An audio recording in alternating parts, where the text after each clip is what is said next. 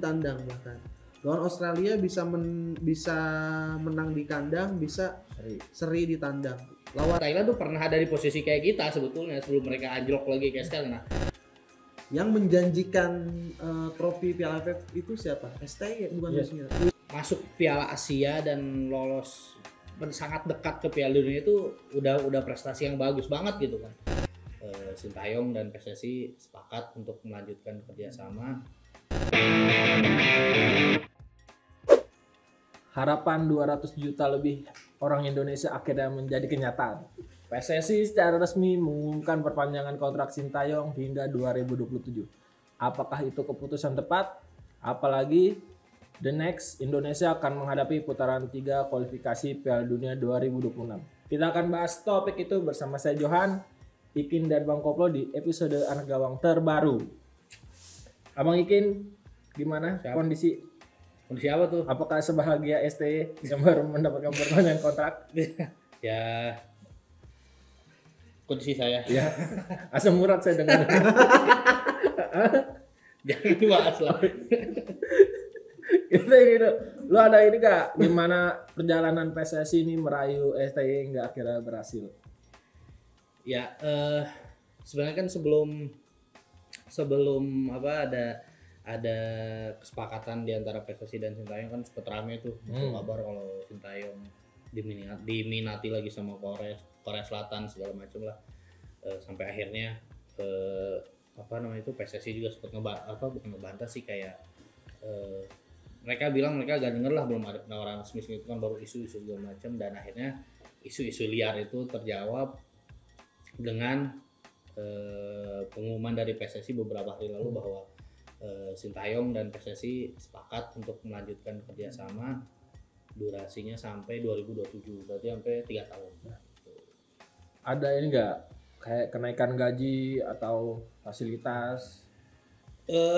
Gue udah coba nanya ke Bang Arya, ke PSSI, terus ke Pak Mardi juga, ke Badan Tim Nasional. Kalau Pak Mardi sih bilangnya bahwa urusan itu lebih baik ditanyakan langsung ke Pak Erick Thohir ketum lah. Terus kalau Bang Arya dia juga tidak menjawab, tapi dia bilang ya intinya yang penting kan toh udah kerjasamanya udah berlanjut lah gitu, nggak perlu juga sedetail itulah gitu, karena emang kalau urusan detail mungkin emang gue nggak tahu ya di luar negeri apakah sedetail itu ya. Kalau di luar negeri mungkin kadang ada juga ya sedetail, kayak di dalam kontrak itu ada misalnya mungkin klausulnya dapat selain gaji naik misalnya, atau dapat fasilitas apa gitu, tiket pulang ke Korsel ya semacam itu kan mungkin kalau di luar negeri ada ya dijelasin ya. Kalau di kita kan mungkin ya hal ini masih dianggap tabu kali buat kita. Jadi untuk detail kontrak seperti apa gitu ya, dalam apakah ada juga target, kan biasanya kalau di kontrak baru kan kayak gitu ya. Jadi lu misalnya Sintayong harus di dalam kontrak itu ada target yang harus dipenuhi Sintayong nih, KPI. Ya, KPI kayak siapa di KPI. Terus kalau target itu tidak terpenuhi, apa konsekuensinya, kan biasanya dalam kontrak kerja kan ada seperti itu. Nah itu sayangnya hal itu ya tidak jadi dapur mereka lah. Jadi berarti jawabannya Bang Arya ke lu ke gue sama tuh jawabannya begitu. Jadi sekak gitu. Pokoknya itu mungkin itu dapurnya PSSI dan Sintayong lah. Dan juga sejauh ini kita juga belum ada kesempatan untuk bertanya langsung ke Pak Eri gitu. Jadi ya untuk detail kontrak sih masih jadi misteri itu. Kalau penasaran silakan DM Pak Erik aja. Tapi udah tanda tangan belum sih sebenarnya tanda tangan itu? Nah, hal itu juga tidak dijawab ya. Tidak dijawab. Itu soal apakah kan sebelum waktu habis lawan Filipina itu di laga terakhir putaran kedua kan ada wartawan sempat nanya. Ya. Tanda tangan tuh gimana? Udah tanda tangan apa belum? Terus Sintayong bilang kan yang diterjemahin sama penerjemah tuh JJ. Pokoknya kata dia udah tenang aja kan. Toh juga sekarang ada e-sign gitu kan, tanda tangan online gitu kan kata dia. Jadi tanpa perlu ketemu pun bisa di mana aja tanda tangan gitu. Hanya menjawab itu gitu. Tapi kita nggak tahu ya apakah e-sign itu udah atau tanda tangan langsung udah. Kita itu nggak ada jawaban lah dari pihak manapun soal itu. Cuman kemarin ya menurut gue sih, tapi dengan PSSI udah merilis bahwa sepakat Sintayong udah Berarti itu 2007 udah tanda berarti tangan. udah tanda tangan, entah itu tanda tangan desain atau langsung ya belum tahu lah. Ya. Maksudnya kan kalau belum ada tanda tangan nggak mungkin lah PSSI berani nge-announce bahwa Sintayong sudah sepakat gitu. Itu akan jadi blunder terbesar sepanjang masa itu. Itu yang malu akan Pak Erik juga itu yang malu. Jadi buat gua sih udahlah gak usah maksudnya ya udah diperpanjang itu udah percaya aja lah. Gak mungkin juga seblunder itulah seorang Erick Thohir. Berarti sekarang seharusnya STY belajar bahasa Indonesia lah ya. Dia Itu harapan kita lah. Maksudnya 3 tahun lagi nih. Ya, ya maksudnya apa ya? Bahasa Inggris sih kayaknya udah agak sulit. Bahasa Inggris juga nggak bisa dia. Nggak bisa juga. Setahu gue nggak bisa.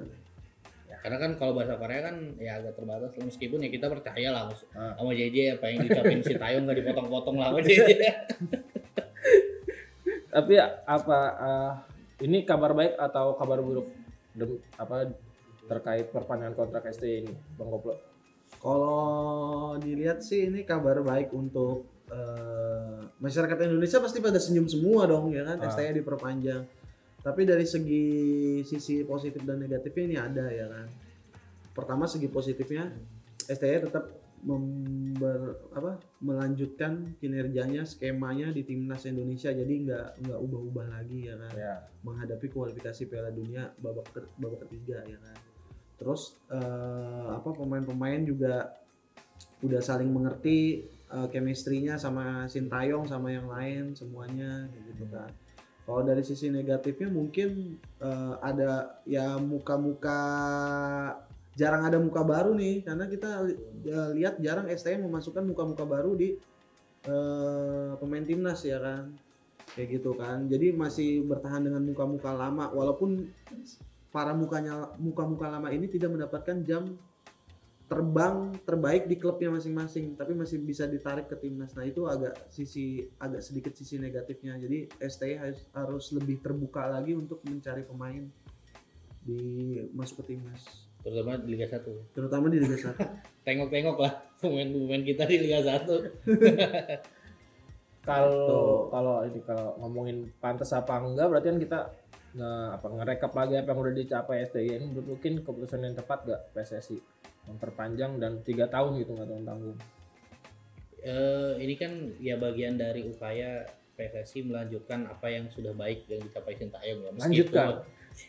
Meskipun secara kalau bicara gelar ya memang belum ada gelar yang diberikan kan. Cuman kan memang kita lolos ke Piala Asia 2023 dan ntar 2027 dengan kita lolos ke babak ketiga kualifikasi Piala Dunia ini kan kita otomatis lolos ke Piala Asia 2027.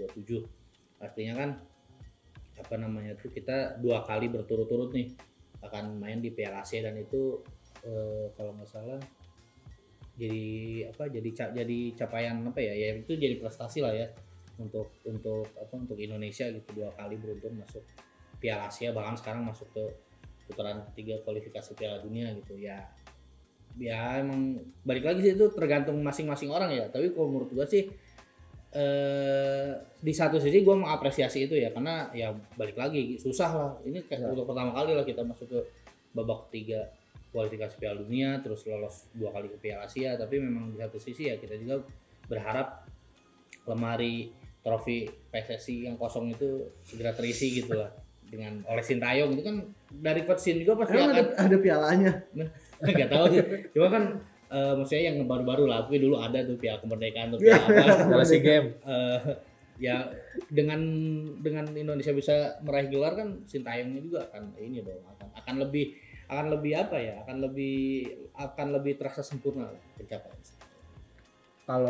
Karena ukurannya pasti gelar gitu, mau gimana pun juga. Kalau ngomong ini deh, target yang dicanangkan oleh PSSI kira-kira apa ya, dan apakah mungkin kalau misalnya nggak dicapai FPI di depak di tengah jalan sebelum kontrak berakhir? Itu kan pertanyaan juga, karena STY ini kan sangat disayang nih sama masyarakat, dan PSSI gue lihat sih cenderung mendengarkan apa kata netizen ya. Iya. Nah itu gimana, Bang Koplo? Apa? Ya itu misalnya kalau Sintayong nggak mencapai target, apakah ya udah dilepas saya walaupun kontraknya belum berakhir? Kalau kontrak belum berakhir, ini kan kita nggak tahu klausulnya gimana nih ya kan. Targetnya apa? Cuman yang gue dapat bocoran memang Sintayong itu sudah tanda tangan. Nanti di Jakarta bakal ada preskon tuh. Mungkin di situ kita bisa menanyakan ke Pak Erick Thohir target yang diberikan PSSI di dalam klausul kontraknya itu apa, ya kan. Terus kalau misalnya nggak mencapai target itu gimana gitu kan. Itu pasti ada kan. Ditambah lagi tadi soal kenaikan gaji dan fasilitas segala macam. Kalau kemarin Bang Arya bilang ngebandingin foto Sintayong salaman sama Erick Thohir dan salaman sama ketum PSSI sebelumnya. Kata dia semeringah sama Erick Thohir. Masuk tuh gitu. Jadi belum bisa dibahas secara langsung gimana nanti kelanjutan ke depannya kayak gitu kan. Tapi apakah adil kalau kita sekarang masih sebelumnya kan progres melihatnya nih STY. Sekarang kita maunya ya prestasi juara lah. Kalau lu nggak berhasil meraih gelar ya berarti Sintayong sebenarnya bukan pelatih yang segimana gitu. Gimana Bang Ikin? Untuk 3 tahun ke depan ya paling nggak adalah apa gitu. Ya sebenarnya ya gimana ya, untuk kita ini kan kita juga harus mengukur diri lah. Maksudnya level kita ini ada di mana sih gitu di manusia itu kan. Kita juga kan masuk Piala Asia dan lolos sangat dekat ke Piala Dunia itu udah prestasi yang bagus banget gitu kan. Kan bukannya nggak mungkin, tapi untuk juara Piala Asia itu mesti sangat jauh lah ya. Dan kalaupun emang ukurannya pengen juara ya paling terdekat dan paling realistis ya Piala AFF sebetulnya kan. Tapi katanya bukan ini ya kan? Bukan prioritas. Bukan STY juga bahkan. Apa? Gosip ya. Ya kabarnya ya itu kan masih baru rencana apa segala macam lah. Kita kan belum tahu endingnya kan seperti apa gitu. Cuman ya itu balik lagi namanya prestasi kan kadang ya yang dilihat ukurannya ya piala gitu. Tapi tahu nggak nih, gua bocorin ya. Dulu pas zaman Luis Milla sama STY presentasi untuk jadi pelatih timnas di era PSSI sebelumnya, yang menjanjikan trofi Piala AFF itu siapa? STY bukan Luis Milla. Luis Milla ketika ditanya di Filipina, lu bisa nggak menjanjikan Indonesia juara AFF? Luis Milla nggak mau jawab iya menjanjikan, dia hanya ya nanti dalam proses gini-gini. Tapi STY waktu itu dia bilang bisa menjanjikan. Gimana Mas STY janji? Boleh itu di searching di berita, ada itu. Berarti seharusnya ya paling nggak satu lah ya kalau AFF ini sama 3 tahun ke depan. Ya ini karena kan momentumnya sekarang sebetulnya tahun ini. Sebenarnya buat kayak juara Piala Asia atau masuk Piala Dunia itu kan udah sebenarnya muluk-muluk ya kalau kita lihat dengan ya itu masih apa namanya tuh masih bukan jauh ya. Ya kita mengukur dulu bertahap lah ya. Bertahap. Maksudnya kita jangan terlalu expect tinggi juga gitu. Kita kontrol ekspektasi lah. Jangan sampai masyarakat tuh ngeliatnya kayak bahkan ya itu gue sempet singgungnya kalau gak salah di sini ya, kayak kita bukan level ASEAN yang banyak lah gitu, Vietnam, Thailand gitu ya, bukan level kita lagi. Wah itu menurut gue kalau itu beneran serius ya bukan bercanda, itu menurut gue terlalu berlebihan sih maksudnya. Thailand, karena Thailand dan Vietnam pun pernah lolos babak ketiga loh gitu. Jadi bulan-bulanan dan Thailand kompetisinya 5 terbaik di Asia. Kita 28. Vietnam bahkan Piala Asia berapa kemarin? U23 masuk final. Jadi 2018. Jadi Vietnam dan Thailand tuh pernah ada di posisi kayak kita sebetulnya sebelum mereka anjlok lagi kayak sekarang. Nah, kita jangan sampai kayak mereka gitu anjlok lagi. Kita harus maintenance ini. Ya. Salah satu dampak negatif dari perpanjangan kontrak ini kan yang dikhawatirkan yaitu adalah minimnya kesempatan bagi pemain Liga 1 dipanggil. Karena STY yang gue lihat sekarang udah konsentrasinya nyari yang dari luar ini. Nah itu mungkin gak sih ada pemain yang dipanggil atau ngelihat ini deh, ngeliat keputusan si STY beberapa tahun terakhir. Dia cenderung ini ya betah sama orang-orang yang udah dia percaya kan. Kayaknya gitu. Soalnya kan hal-hal kayak gitu gak aneh ya di pelatih ya. Sering lah bahkan pelatih luar negeri pun kadang bawa. Kalau pelatih di klub gitu ya, dia pindah ke klub satu bawa pemain didikan bekas dia di klub sebelumnya kan itu sebenarnya wajar sih, bukan hal yang aneh lah gitu. Cuman emang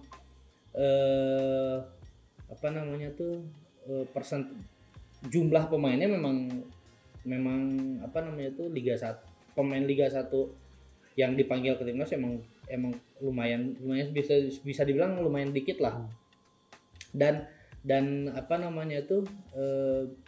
Sintayong ya itu yang gua lihat ya, yang kita lihat selama ini di lapangan juga memang jarang turun langsung mantau pertandingan. Memang sih itu gua rasa nggak juga jadi keharusan seorang pelatih ya, karena dia kan bisa nugasin asistennya kan, ada Nova Arianto, ada coach Yu Jae-hoon segala macam kan. Kalau coach Nova, coach Yu Jae-hoon sih gua lihat beberapa kali lumayan sering lah nonton langsung Liga 1. Bukan berarti saya nggak pernah beberapa kali. Bahkan terakhir di sini nih waktu gue lupa nonton Dewa United lawan apa gitu. Apa namanya? Dan ya itu kayak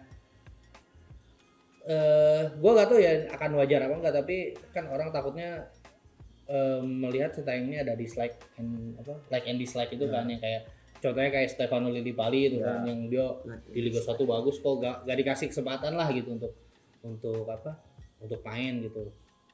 Terus terakhir Malik Rizaldi kan tuh, Malik Rizaldi top skor pemain lokal musim lalu, tapi untungnya dia dikasih kesempatan kan, meskipun nggak dimainin tuh di partai resminya. Dia cuma main waktu lagu coba lawan Tanzania, itu pun cuma kalau nggak salah tuh 15 menit terakhir lah. Dan kalau ditanya apakah nanti akan ada pemain Liga 1 yang muka baru dari Liga 1 yang dipanggil ke timnas untuk babak ketiga kualifikasi Piala Dunia, mungkin aja, cuman agak sulit karena jeda dari Liga 1 ke pertandingan kualifikasi itu agak pendek. Ini timnas ini match pertamanya kan lawan Arab Saudi di Riyadh tanggal 5 September. Liga 1 itu kan mulai tanggal 9 Agustus. Berarti kan kurang dari sebulan tuh. Artinya kan di Liga 1 paling baru main sekitar 4 sampai 5 pertandingan. Gua rasa akan sulit lah untuk kayak ngelihat pemain ini bisa ini berpotensi nih. Kalau berpotensi mungkin akan kelihatan ya. Cuman kayaknya sih dengan waktu 4 yang berpekan-pekan aja jarang gitu ya, apalagi yang cuma 4 sampai 5 pekan, kayaknya agak sulit juga nih untuk yang match bulan September lawan Arab Saudi dan Australia. Cuman mungkin ntar yang di bulan Oktober November ya kita nggak tahu ya. Jadi pemain Liga 1 ayo buktikan. Kalau ini si Elkan nih, apakah udah nih mati nih karirnya Elkan di 3 tahun ke depan? Karena kan like and dislike lagi sih. Ya balik lagi itu kan. Nah, Sintayong ini punya beberapa pemain yang bermasalah sama dia ya. Ada yang gua nggak perlu sebutin namanya. Ada yang rata-rata soal kedisiplinan sih sama Sintayong itu kan. Karena dia menilai di Korea Selatan itu ketika waktu pas dia datang pertama Indonesia, dia bilang, gua tuh waktu ngelatih di Korea Selatan tuh ketika gua datang lapangan semua udah siap. Tapi ketika gua ngelatih Indonesia semua ada yang masih pakai sepatu, ketawa-tawa kayak gitu. Jadi rata-rata soal kedisiplinan sih Sintayong. Mungkin kalau dalam tadi kaca penglihatan gua, jarang sih nanti bakal ada pemain-pemain muka baru yang dipanggil ke timnas. Apalagi dari Liga 1 kan. Gitu. Kita sekarang membahas ini, lanjut ke next topic, yaitu adalah membahas ujian berikutnya untuk SCY pembuktian lah, yaitu adalah kualifikasi Piala Dunia putaran ketiga. Abang Ikin gimana tentang kualifikasi itu? Kita di grup apa dan segrup dengan apa saja? Timnas ini berdasarkan drawing kemarin ya, hari Kamis minggu lalu itu di Malaysia Kuala Lumpur, timnas Indonesia ini masuk ke grup C. Ya. Grup C ini lawan-lawannya gila-gila juga nih, ada Jepang, Australia, Arab Saudi, Bahrain sama Cina. Ini kan di atas kertas memang kita salah satu dari 3 tim dengan ranking terbawah kan, makanya kita juga ditaruh di pot terakhir, pot 6. Yang melihat kayak Jepang, Australia, Arab Saudi itu kan 3 tim langganan Piala Dunia gitu ya. Jepang, Australia, Arab Saudi langganan Piala Dunia. Terus Bahrain sama Cina juga bukan tim yang bisa bukan tim yang bisa dipandang sebelah mata gitu lah. Ya ini akan benar-benar jadi babak yang sangat sulit lah untuk Indonesia gitu. Ya kita harus benar-benar bisa maksimal di partai kandang. Artinya kan ada 1, 2, 3, 4 tim, ada 5 partai kandang, 5 partai kandang dan 5 partai tandang. Ya meskipun Jepang, Australia, Arab Saudi, meskipun kita main di kandang juga itu agak-agak sulit ya, tapi gak ada yang tahu lah dengan spirit Gelora Bung Karno kita seenggaknya kita bisa berharap di kandang bisa sapu bersih lah, atau seenggaknya lawan Jepang 1 poin sisanya menang. Karena kalau Jepang terlalu sulit ya sisanya 4 pertandingan menang 1 seri lah di GBK itu kan. Nah tinggal di tandang itu di Jepang kayaknya sulit lah itu 0 poin kayaknya. Australia juga kayaknya sulit, Arab sulit. Australia. Oh Arab sulit, Australia bisa lah, Australia 1 poin bisa. Bahrain Ada Australia. Bahrain sama Cina Bahrain sama Cina. Jepang, Arab, Bahrain, Cina. Australia. Oh iya. Ya Bahrain sama Cina di mana? di away harusnya kalau emang masih bisa lah gitu untuk kita kalahin lah Bahrain sama Cina ini gitu. Jadi untuk finish di posisi 3 atau 4 kayaknya masih bisa lah. Kalau kita bisa maksimalin laga kandang ya. Peringkat 3 4 bisa lah. Dan itu kan kalau lolos kalau kita finish di peringkat 3 atau peringkat 4 kan kita akan lolos ke putaran selanjutnya ke babak keempat atau babak playoff-nya zona Asia gitu. Sebenarnya ini grup kita grup maut apa nggak sih? Apa grup lain juga susah-susah juga? Gue mengutip pernyataannya Ratu Tisa. Apa?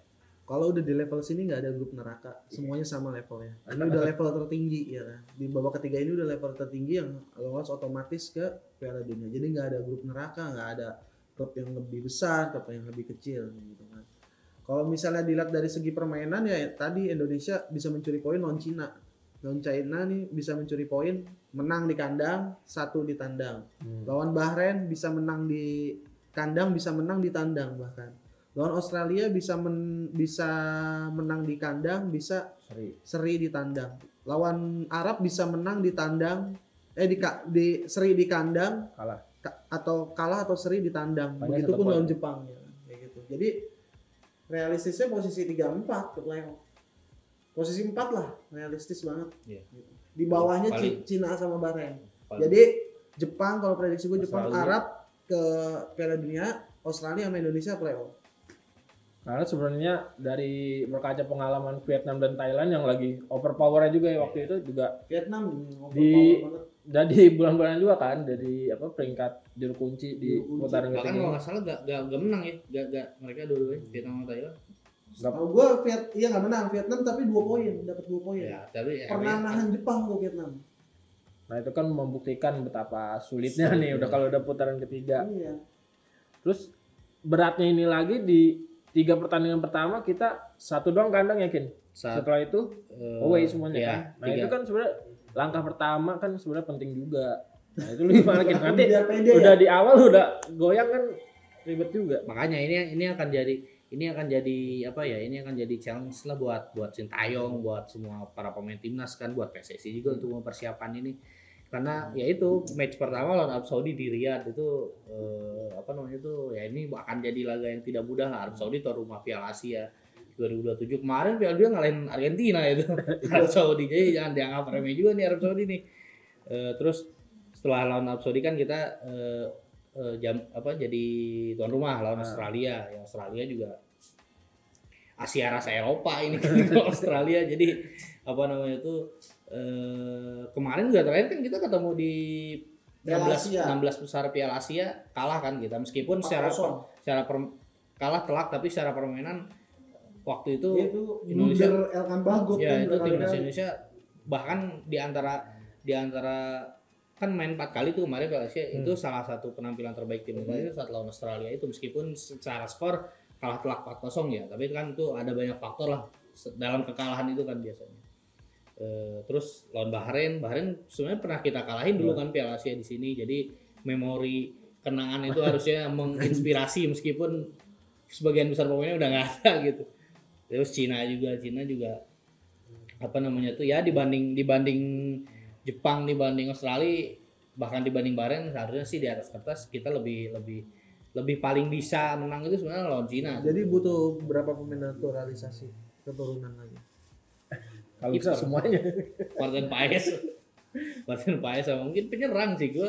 Kayaknya kita belum dapat yaitu setelah era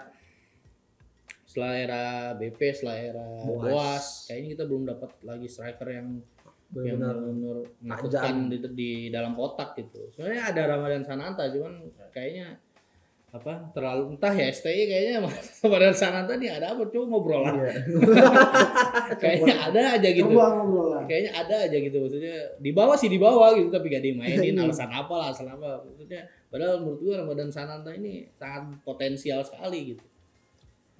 Terus di ini yang menarik nih STI akan beradu taktik dengan pelatih bintang 5 Roberto Mancini yang pernah membawa ya rekam jejak ya gimana Plong ngeliatnya Plong ini ya buat curi ini nih pengalaman aja kali ya Nyuri CV.